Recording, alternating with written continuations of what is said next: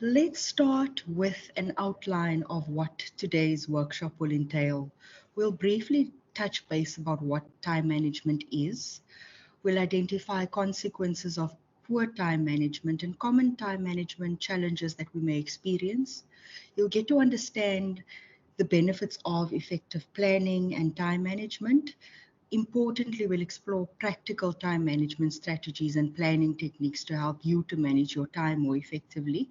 We'll explore long-term and short-term planning and what that is about. And lastly, we'll touch on some tips, strategies for overcoming procrastination if you struggle with that. So without further ado, let's spend some time to get a common understanding or just to get our thinking in order about what time management is. It is a critical skill that can significantly impact your academic performance, your well-being even, and your success, or even your satisfaction.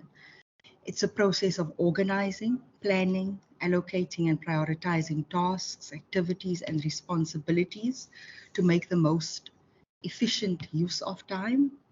It is also key to planning and organizing your studies. Very importantly, you'll see planning and time management and organizing will go hand in hand throughout this presentation.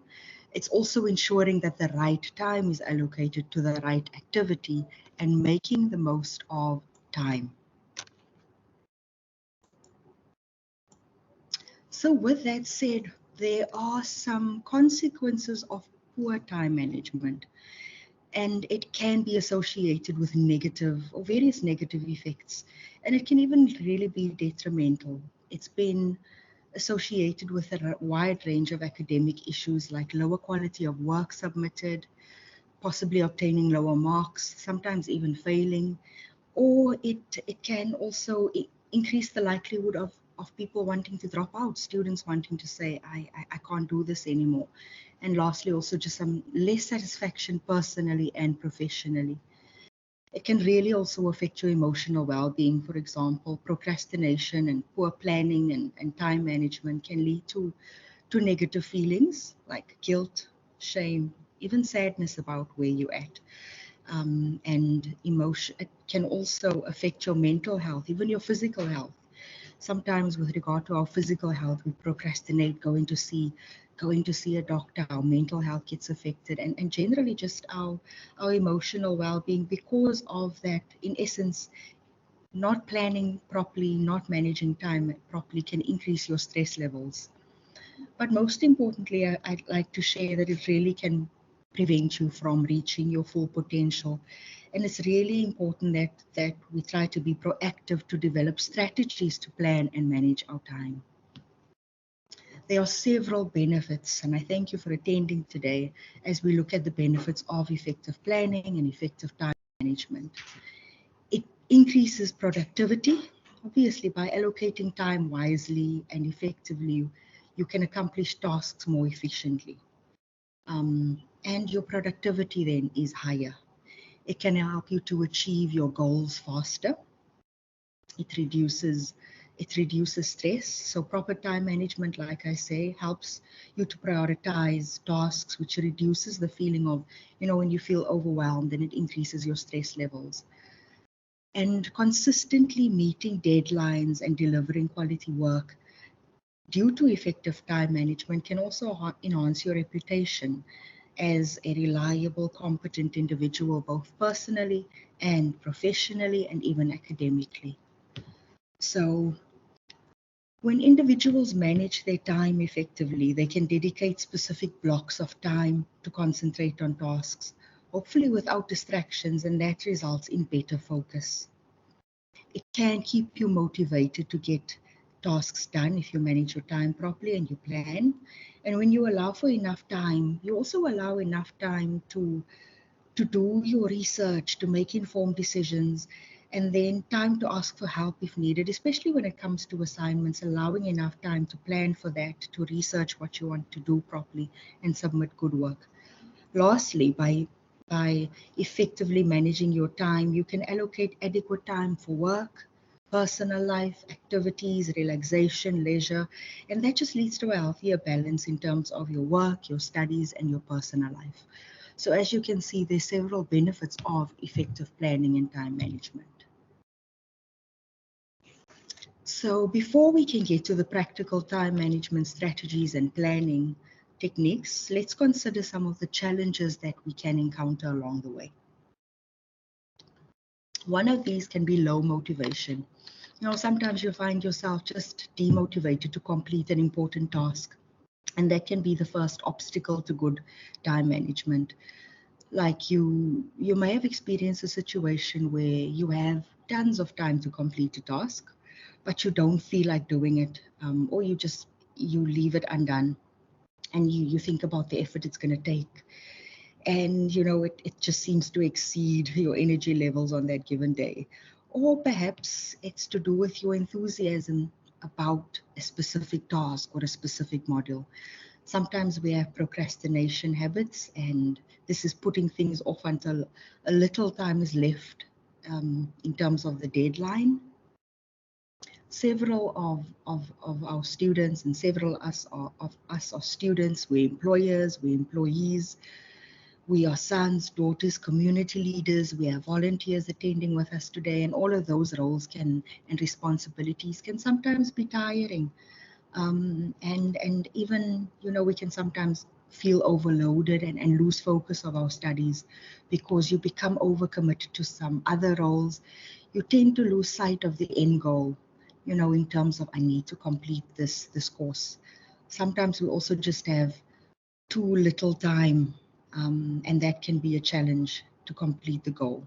It could be because you have a number of necessary things or tasks or objectives that's all you feel is equally important, or you could have a number of a huge quantity of less important and overwhelming tasks. So too little time to do everything you need to do, that can be a common challenge. Sometimes we also attempt to multitask, and while it can really be effective way to manage time, often it makes those tasks seem like it's taking a bit longer than it normally would. And it's because multitasking often involves you switching between tasks rapidly, and sometimes often affect the quality of work because one task never quite get your undivided attention. A lot of people, a lot of students have also cited that they find the messiness and the messiness can impede their time management and their productivity. So often they say stay organized. It's important in terms of managing your time because it helps you spend more time on accomplishing what you want to accomplish, doing what you need to do, compared to searching for items that you maybe have not filed correctly, not put in place, your desk is not in order. Sometimes we also have distractions, and it could mean too much socializing or electronic devices or lots of leisure activities. Um, but sometimes, it can get in the way of, of effective time management. And some of these distractions, they're so common. They're common, they're easily overlooked that it's possible to even not notice that they are actually distracting you from being productive. Second last, and a very important one, is knowing which tasks are more important and urgent can be crucial in your time management skills. And then lastly, perfectionism. It's attention to detail can be a really valuable asset and it's good, but sometimes overdoing that and perfectionism can really interfere with productive time management.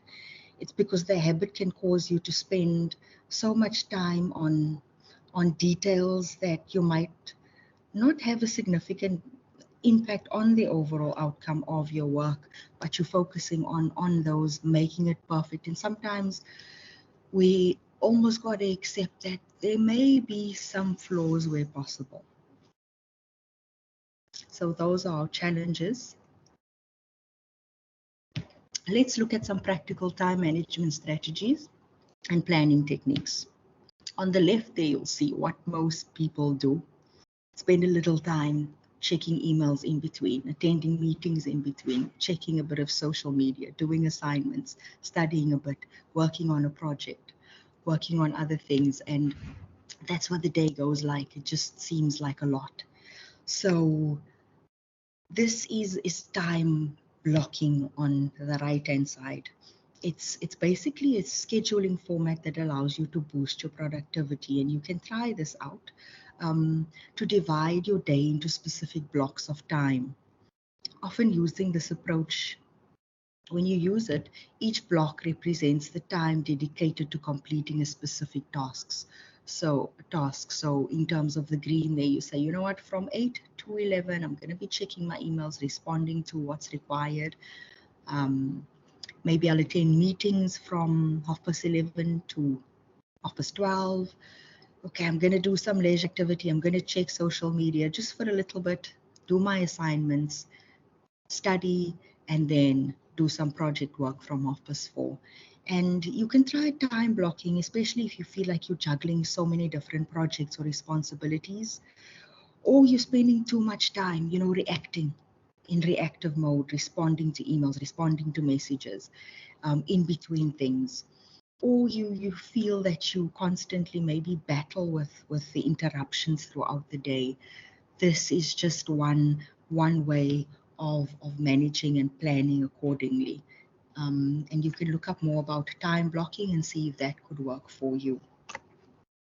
Other practical strategies and planning techniques, there's another one called time batching, where, for instance, you would say, you know what, I will answer all of my emails and messages only at 3 p.m. where possible. So I won't check it constantly unless something is urgent, of course, or important. There's day theming, which I find quite helpful as well. So every Monday, maybe you'll say, okay, you know what, I'm going to focus on meeting with my study group. Every Tuesday, I'll focus on studying. Maybe studying PYC 2611, and every Wednesday I'll focus on my research for our SC 2601 and so forth. So theming your days: Monday is meeting days, Tuesday is studying days, Wednesdays are research days, and so forth.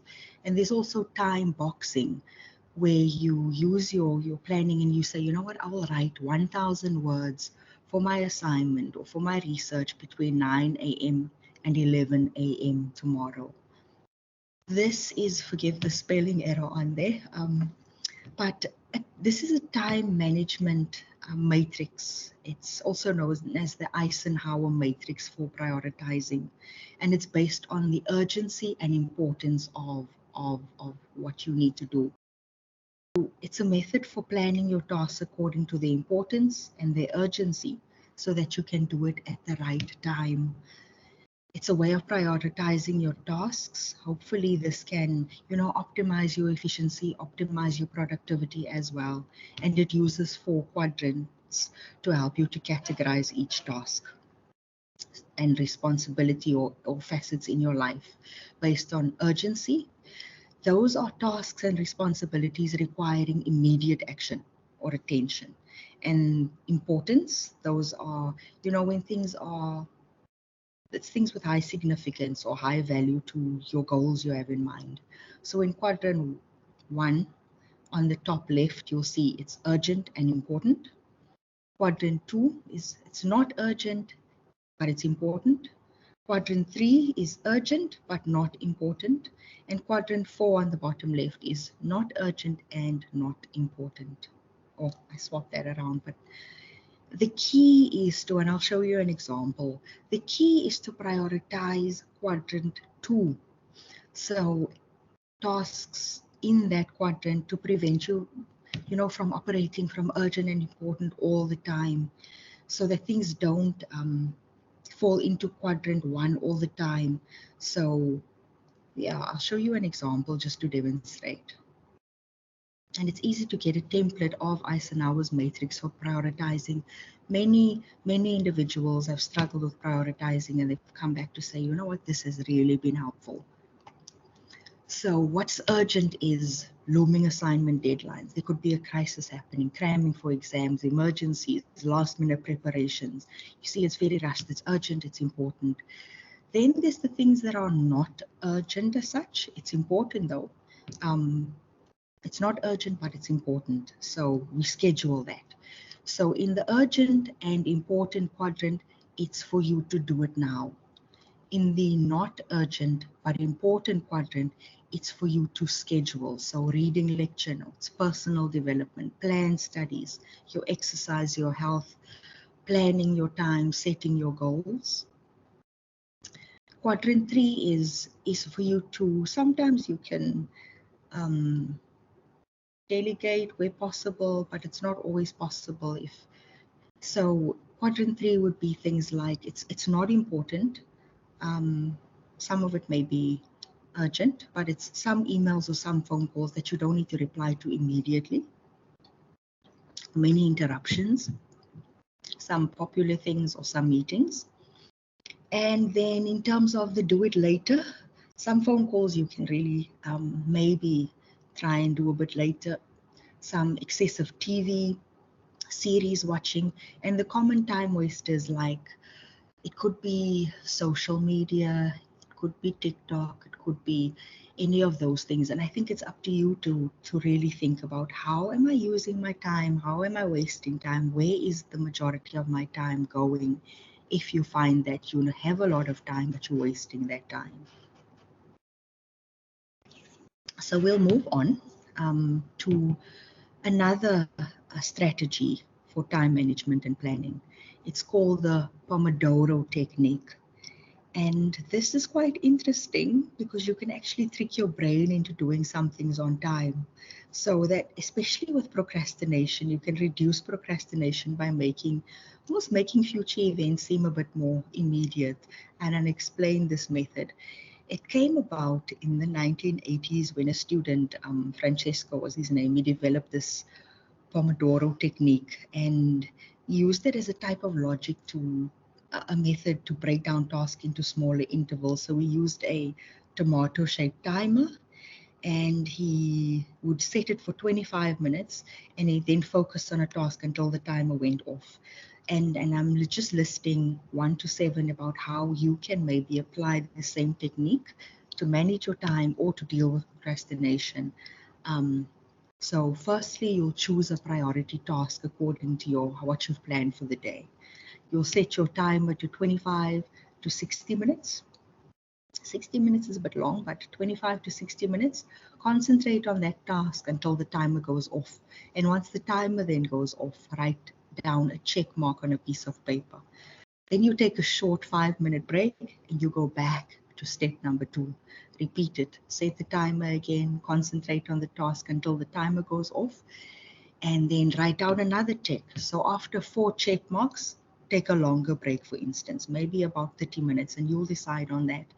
And complete until your task is complete. Repeat this until your task is complete. So sometimes we underestimate how long a project will take.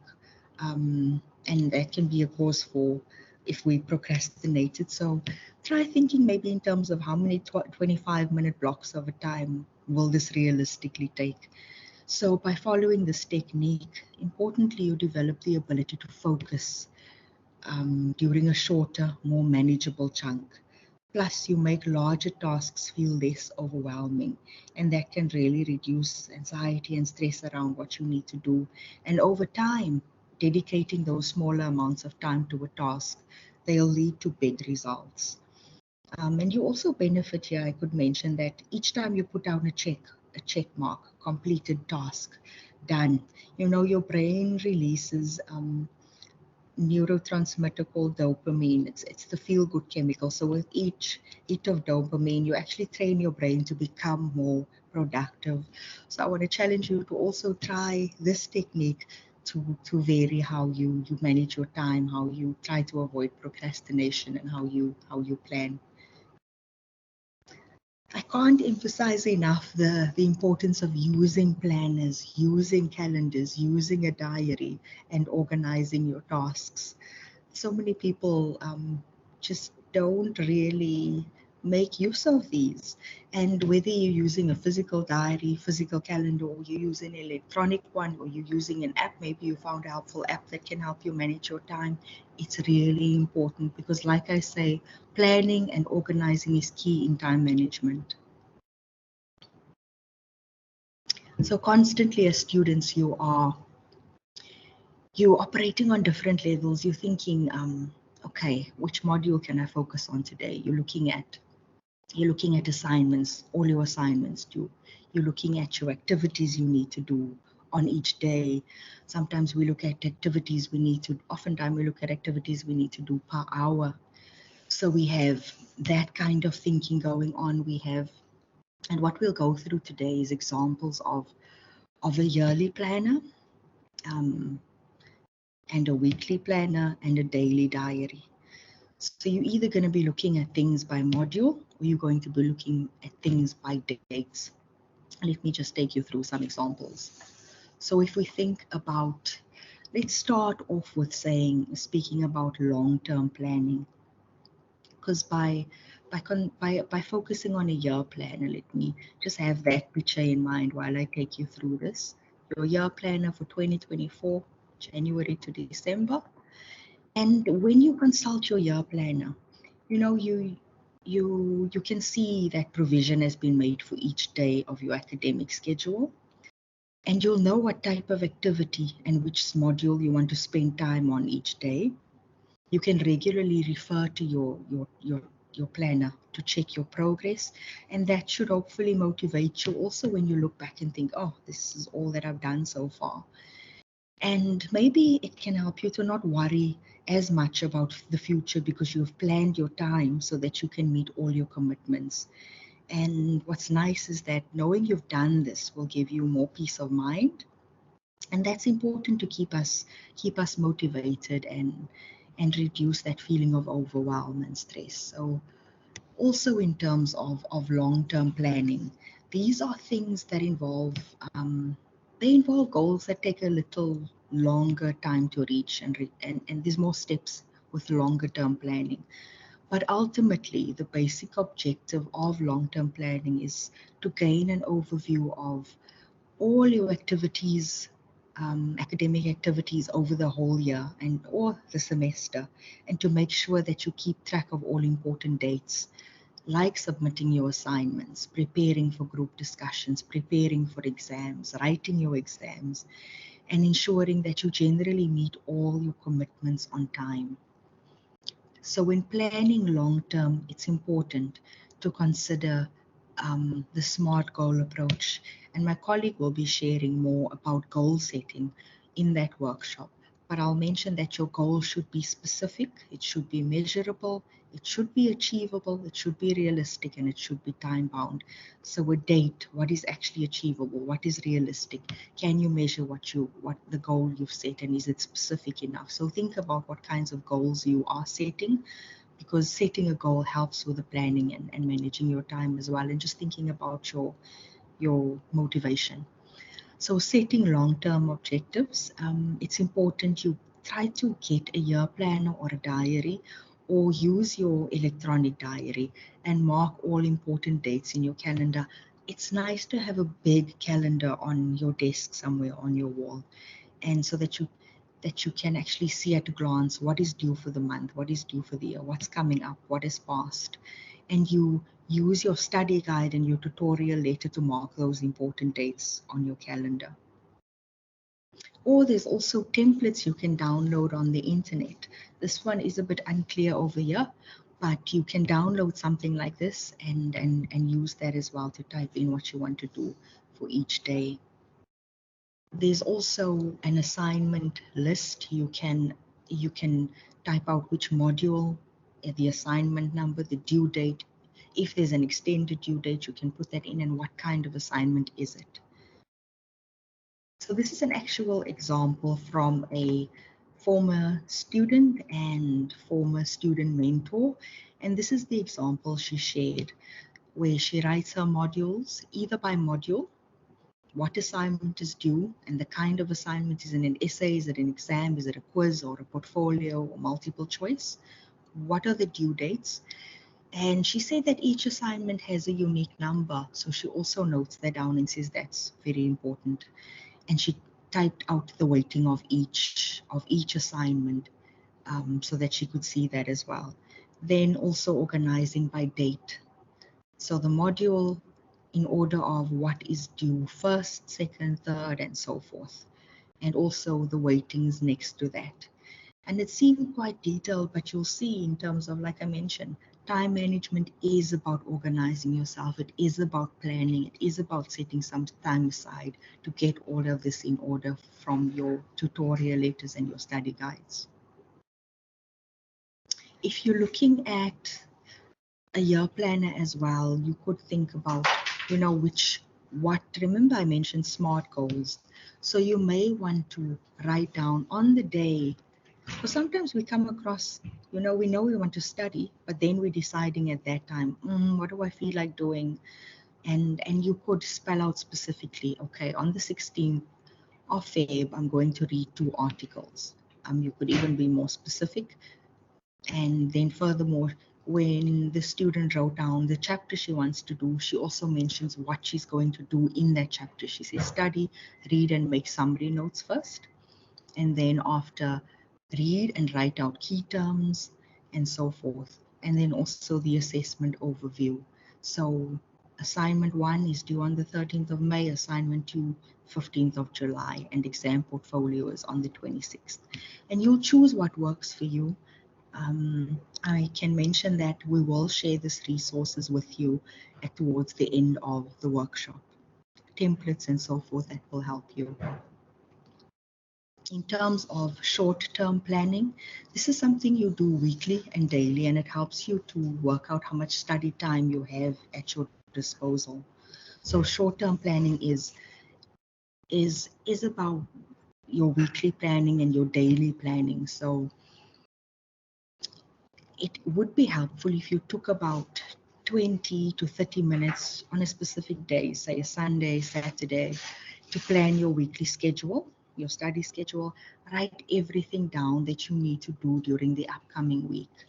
Consult your year planner to see what study activity you should deal with during the week and which section of the work you should master each day. So that's a template of a weekly schedule that you can use for each day, and it's helpful to do this at the start of the week so you have your week planned ahead of time, and it saves time at the end of the day as well. This is an example from a student who was a mom, a daughter.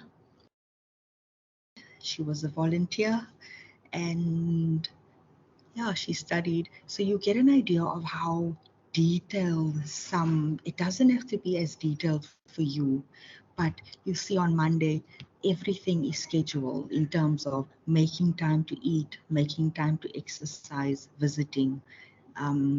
So it's important to try and stick to some of this, but you'll see also the blocks of time. So, and there's also important, there's time for just relaxing at the end of each day, so winding down. Maybe it doesn't always happen at 8 o'clock, and maybe sleep doesn't always happen at 9 o'clock. But you see that there's time for winding down before going to bed, and there's time planned, things are planned for everything. So her motto was definitely plan. Your daily planning can help you to identify objectives to pursue. So take a few minutes to plan what we will be doing in the day before you start your work. This is an example. So you could say, okay, 60 minutes, I'm going to be just skimming my notes, looking at major points, asking questions, study, just to read for a clearer understanding. I'm then going to take a 10-minute break after that hour, and the next 60 minutes I'm going to make some summaries to gain even a better understanding and formulate questions and so forth. You could then take a longer break and then another 60 minutes spent on testing your knowledge by asking and answering questions. So this is an example of what a daily planner can look like. So commitment at 8, at 6, a commitment at 7, what needs to happen at 11, what needs to happen at 9, what needs to happen in the evening. Just your day in a glance. So it's, while we talk about time management, procrastination is a huge part of what we also deal with. So procrastination is How do you fight procrastination? Here's some anti-procrastination strategies you can use. So break large tasks into smaller actionable pieces, smaller tasks. Prioritize tasks based on how important they are. Remember the time management matrix we use, so use that to prioritize. Get started on tasks by committing to only working on them for a few minutes. So instead of thinking, oh, I have to study for 3 hours, try and break it up to say, you know what, I'm going to work for an hour at a time, take a break another hour. Try to remove distractions as best you can from where you work or the work environment where you're going to be studying, your study space. And a nice thing to do is also identify when you are most productive and when you're least productive, and schedule tasks accordingly. Don't know if maybe you feel like you work in bursts of energy or you work best first thing in the morning, others come to life and really have their burst of energy towards the evening. And another thing is also to set intermediate goals of deadlines for yourself on the way to those bigger goals. Some additional anti-procrastination strategies in terms of how to fight is to create a daily goal and mark those streaks. Remember what I said about the neurotransmitters and the feel-good hormone. Create a daily goal and mark streaks of days on which you successfully achieved. Those ticks are good to give you that sense of accomplishment, those sense of achievement.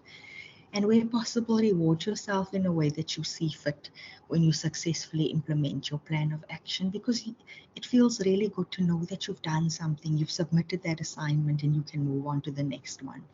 Focus on your goals instead of the tasks that you have to complete. So what are your goals? Sometimes looking at everything you need to do can be really overwhelming. Importantly, you can also visualize, yourself, your future self, experiencing the outcome of your work. So some people visualize graduation, some people visualize submitting that assignment, doing well in that exam, and they picture that in their minds. Sometimes we also have to avoid perfectionistic mindset. Like I said, sometimes we have to accept that it won't always be perfect. You can also, another one that I think of now is you can also count to 10 before you want to indulge in the impulse to procrastinate. So count to 10, and very importantly, develop a belief in your ability to successfully overcome procrastination. This is actually a workshop in itself, but I'm just sharing some tips with you today in terms of how to fight procrastination. So this is what I got from a fellow student and former student mentor, um, and this is what the student said. Her tips are to plan to complete assignments well in advance, email lecturers ahead of time. So you will recall that I said allow enough time so that you can reach out for help if you need to, not at the last minute when things are due on that day, because responses may take a while. Plan for life, plan, but at the end of the day, things happen, life happens. So plan, we try to stick to a study plan. It's important that you remain disciplined, especially in an ODAL context, and you're accountable for accountable for your time. And when things get a bit tough and things get a bit challenging, as they do, remember your motivation, remember your why. Why did you start studying in the first place? And why is it important for you to see this through? Be organized, because that really helps as well. Be realistic, set those smart goals, and consistency is key. She said, practice being consistent. It will come. Be responsible and persistent. So persist at trying to plan, trying to manage your time. Sometimes you don't get it right, but try again. And yet, while being responsible, consistent, self-disciplined, accountable, all of that, and persistent, yet there has to be some flexibility. Sometimes you just also have to say, be kind to yourself, be accepting. At the end of the day, you are human, and we have to show kindness to ourselves and not be too harsh all of the time. and not be too slack. So finding that balance as well to say, come now, you can do a bit more, or you know what, you've worked hard, take a break, it's okay. We need to develop that internal dialogue as well when it comes to this. And I thought her tips were really helpful. Lastly, I want to share with you that we have this time management and study planner. We're filled with templates. I'm going to try and open it just to show you what it looks like. You can use this electronically, or you can print it out if possible, and you can use that. We also have some valuable resources. I'm just going to ask that you let me know, my colleagues let me know if this is opening up, and if you can see this. Can you see my screen? Yes, we can. Yes. Okay. So this is just a lovely resource on our DCCD counseling website, and it's a complete guide to planning and managing your time and your studies. You'll see in here it starts off with how to use the guide, studies overview, your module overview. I'll just take you through. And this was developed by myself and the student mentor in 2022. So it asks you to first fill in what course you registered, what college you're in, what's the name and code of your qualification. Then list the modules you registered, write the name of the module. Is it a semester module? Is it a year module? And how much credits does it take? And how much time do you have available to spend on your studies each week? Think about that realistically, while catering in other things as well, your eating time and so forth. How much time per week can you spend on each module? That's another question. Number of credits, number of hours per week. Is the guideline about 6 to 8 hours? I think.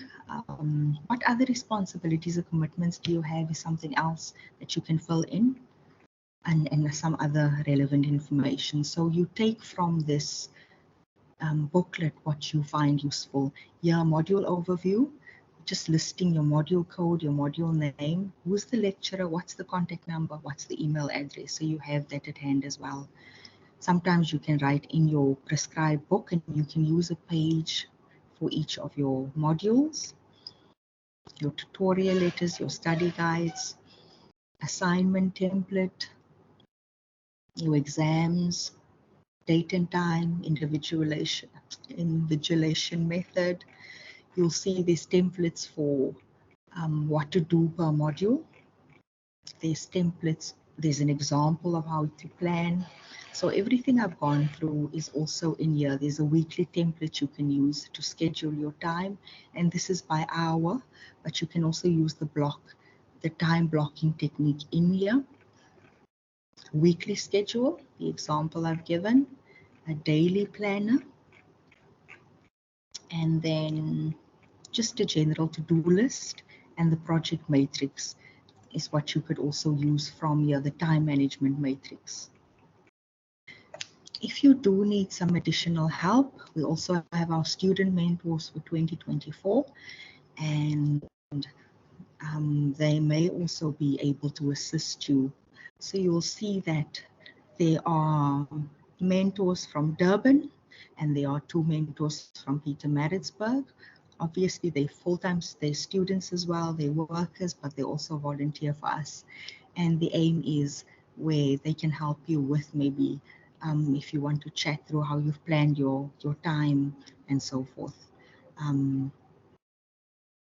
the aim is just to provide some support. So also for further guidance, for further support, feel free to access our website. There's 24/7 self-help resources there. Like I said, there's downloadable resources on there. And for further support, feel free to contact us as well on counselingkzn@unisa.ac.za. I think that brings us to the end of what I would have liked to share with you today. I thank you for attending the workshop, and thank you for your time.